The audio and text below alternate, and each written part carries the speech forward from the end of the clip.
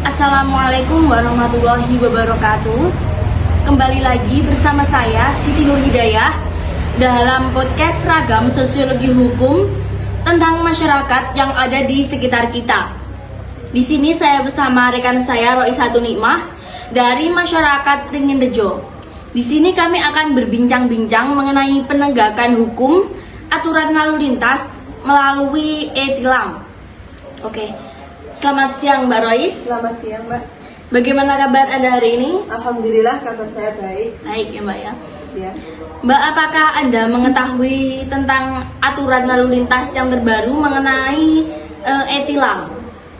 Iya, saya mengetahui e-tilang ini adalah salah satu bentuk kemajuan dari aturan-aturan kepolisian yang merupakan bentuk dari pemanfaatan teknologi.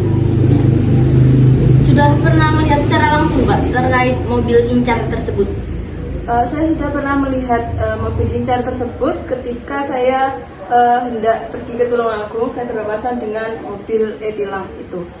Awalnya itu saya ragu itu mobil e-tilang atau bukan, karena tidak terlihat gitu Mbak.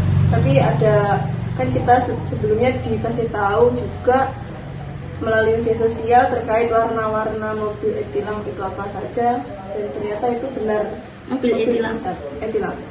Mbak, kan Anda sebagai masyarakat yang tinggal di hampir dikatakan desa ya Mbak ya? Iya. Apakah di desa ada sosialisasi terkait aturan lalu lintas e-tilang itu? Kalau dari desa sendiri itu nggak ada sosialisasi sama sekali Mbak. Justru saya mengetahui itu dari media sosial, dari info dari teman saya juga. Jadi kalau di desa itu nggak ada ya Mbak ya? Nggak ada. Jadi Mbak mengetahui tentang e-tilang itu dari media sosial gitu. Benar. Bagaimana tanggapan Mbak terkait e-tilang tersebut? Apakah Mbak menyetujuinya atau tidak? Terkait e-tilang itu saya menyetujuinya karena itu sangat gimana ya? Kan e-tilang itu menegakkan hukum agar mengupayakan semua pengendara itu mematuhi hukum, selamat juga sampai tujuan, menggunakan atribut sesuai juga. Jadi itu juga untuk kita sebenarnya. Jadi dapat dikatakan efektif atau tidak ya Mbak ya? Kalau dikatakan efektif atau tidaknya itu sementara ini efektif karena masih juga banyak yang terekam. Jadi taat gitu ya Mbak ya? Iya. Kalau tidak efektifnya itu karena belum menyeluruh ke seluruh Indonesia. Jadi jika suatu saat ya Mbak ya, e-tilang itu kan hanya ada di kota ya Mbak ya? Iya. Apakah Mbak menyetujuinya jika e-tilang diberlakukan masuk ke desa-desa? Kalau ini dari sisi masyarakat awam ya Mbak. Ya. Dari sisi masyarakat awam itu tidak setuju karena mereka masyarakat desa itu pastinya pergi ke sawah, terus pergi ke rumah tangga, pergi ke warung, mengendarai sepeda motor tapi tidak menggunakan helm, tidak membawa SIM, tidak membawa STNK dan lain-lain itu. Dari yang saya tahu ya Pak ya, kalau kita ditilang secara berkala gitu, itu kan kita ditanya SIM, STNK gitu ya Mbak. Jadi kita itu terlihat kita salah di bagian nggak membawa SIM gitu. Sedangkan di e-tilang ya Mbak ya, itu yang ditilang hanya atribut serta helm. Dari pandangan Mbak sebagai masyarakat gitu, bagaimana terkait hal tersebut? Apakah sudah benar atau tidak? Atau Mbak merasa seharusnya e-tilang itu tidak begitu, harus bisa menyeluruh atau gimana Mbak? Ya sebenarnya e-tilang itu ya benar, itu harus menyeluruh. Ketika kita mengendarai sepeda motor, mobil itu kan beroperasi sama kita.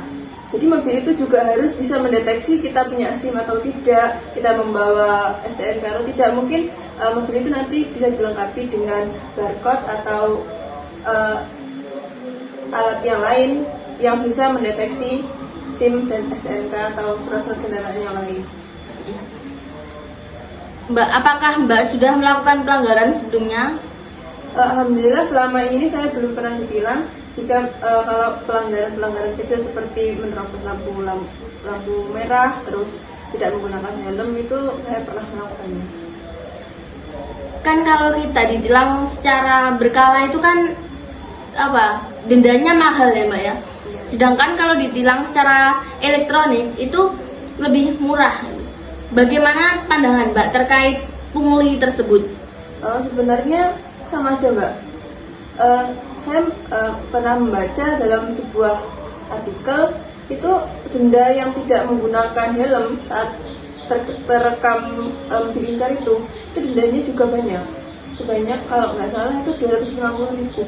Jadi secara keseluruhan antara tilang secara langsung sama tilang elektronik itu sama aja. Tapi lebih efektif yang mana Mbak, antara elektronik atau yang secara langsung? Sejauh ini ada kelebihan dan kekurangannya Mbak ya. Kalau e-play itu e-tilang maksudnya, e-tilang itu akan mendeteksi dari atribut.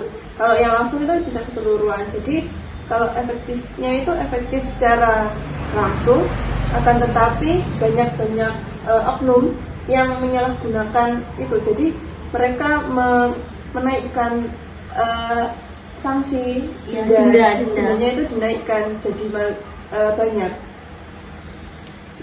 Mbak pernah melihat terkait kasus di mana ada bapak-bapak mau pergi ke sawah, kan tidak memakai atribut yang lengkap, lalu dia terkena e-tilang itu. Bagaimana pendapat Mbak sebagai masyarakat desa yang sering berlalu lalang tanpa memakai atribut yang lengkap? Kalau itu kan berada di wilayah mereka ya Mbak. Biasanya bapak yang seperti itu jika diingatkan akan memberontak. Ini saya cuma dekat, hasilnya seperti itu. Saya mau ke sawah, tidak sempat menggunakan ini. Kemudian ribet menggunakan ini. Jadi mereka memutuskan untuk tidak menggunakan helm, tidak membawa surat-surat, dan tidak membawa itu karena mereka biasanya takut suratnya nanti hilang, terkena air, terkena lumpur atau yang lainnya itu. Jadi mereka tidak mematuhi aturan. Tapi nggak menyetujui tentang hal tersebut atau ada pendapat lain mungkin? Kalau untuk yang ke sawah itu biasanya ya kalau bisa diantar ya Mbak, sebenarnya bisa diantar keluarga yang lain atau menggunakan sepeda saja.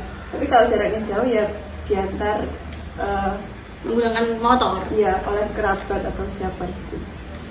Terkait mekanisme, apakah Mbak sudah mengetahui tentang mobil e-tilang itu apa saja gitu, menilang apa aja gitu? Kalau setahu saya itu yang terekam dari mobil incar itu kan yang terlihat ya Mbak. Biasanya dari helm, penggunaan atribut seperti helm, jaket, kemudian plat kendaraan itu taat pajak atau tidak, kemudian motornya itu standar atau tidak. Biasanya kan banyak motor modif sekarang ya dimodifikasi. Mbak, apakah Anda sebagai masyarakat mempunyai saran atau hal lainnya terkait e-tilang itu? Bisa dikatakan ke penonton setia dari podcast saya. Untuk semua masyarakat, kita harus gimana ya? Kita bisa mematuhi hukum itu juga untuk kita sendiri, karena semua yang diupayakan oleh pemerintah itu juga untuk masyarakatnya. Apabila kita melanggar, tidak menggunakan helm, tidak mematuhi lalu lintas, menerobos lampu lalu lintas, itu jika mungkin terjadi hal-hal yang tidak diinginkan seperti tiba-tiba ditabrak orang atau terjadi kecelakaan, maka jika tidak menggunakan atribut kita juga akan kena sendiri, rugi ya Mbak ya? Ya, akan rugi sendiri. Ya, jika kalau kita ketika kecelakaan kita selamat.